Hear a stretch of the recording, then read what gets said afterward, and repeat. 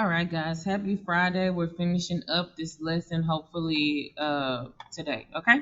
So let's keep going. Remember I said if I'm a teacher, I'm an employee. If I'm an assistant principal, I'm a supervisor.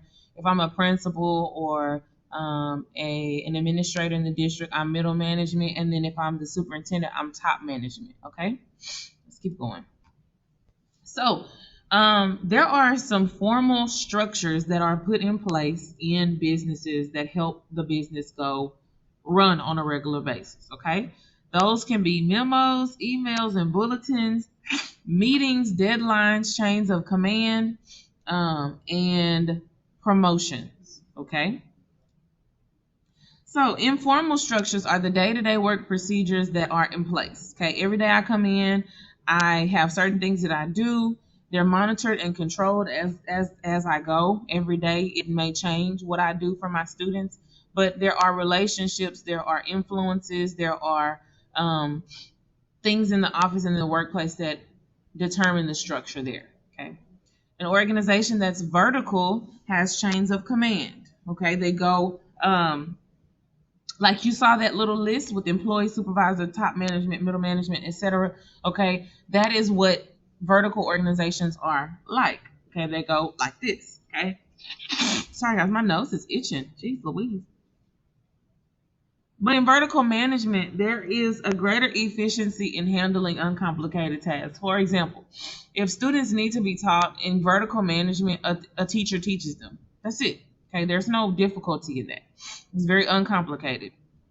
However, if you have a person at the very top that's barking commands down the chain, the morale of the people that are working is low. Okay, there are a lot of people who are upset about having to go to work if they are a HEB employee or a Starbucks employee because they have managers that tell them, "Hey, it doesn't matter if you think you're sick. Well, if you're sick, you can take a couple days because we don't want you to get everybody else sick. But after that, you need to come back to work." Okay. There's also slow communication in vertical organizations. Uh, so it's decentralized. If it's a horizontal organization, excuse me, there is no one person that makes the decisions, okay? And the advantages are anything that's complex is handled quicker because there are more people who are qualified to handle it, okay? The communication does not get distorted because it doesn't have to go all through a whole bunch of chains. There's people who are all on the same level. They talk about stuff and they keep going. You don't have to go through the chain of command. Oh, I need to talk to my principal, and then they talk to an area superintendent, and then they talk to the superintendent. It's just communication, regular communication. Messages pass through fewer people, so it's easier to communicate.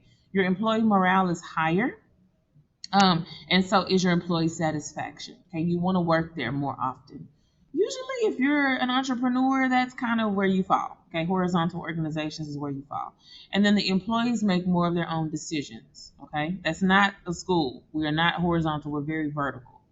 So, formal communication can be upward, it can be downward, or it can be horizontal.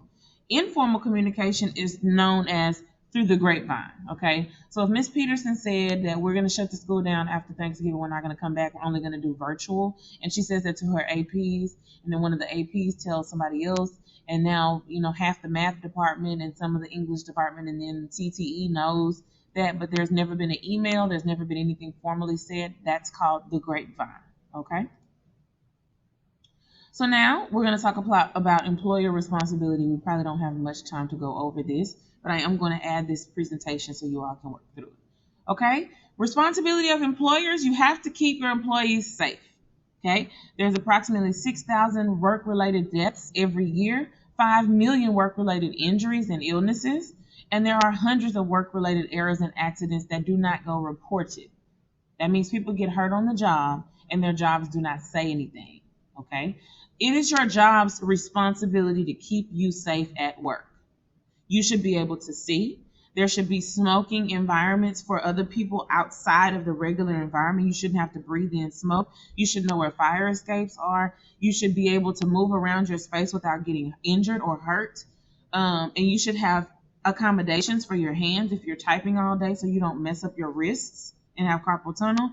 And you should have proper training for any equipment that you are using. Your job must provide you that. Okay? We're going to finish the rest of it next week. Guys, have a good day.